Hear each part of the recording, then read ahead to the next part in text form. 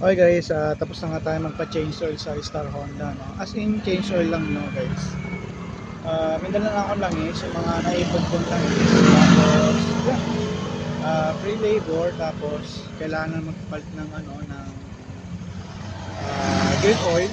Kailangan importante kasi sa gear oil yan, sa may, alam nyo na, dito sa likod. Importante yun, kailangan lagi napapalitan yun. Tapos yung langis, yun yung mga natural na normal na maintenance natin sa mga motor, no guys. Yun ang update ko guys, and okay na ulit yung motor na si White Beast. Yan, pan daily use ko lang guys. Then gahin na ako, tapos pauwi, and kaso na rin kami ng misis, accessory ko, sa mga boys. Tapos punta na kami ng school. Yun, mag-open na ulit kami ng tinda, vendor, no? Wear vendor. And stay tuned in episode next, and thank you for watching.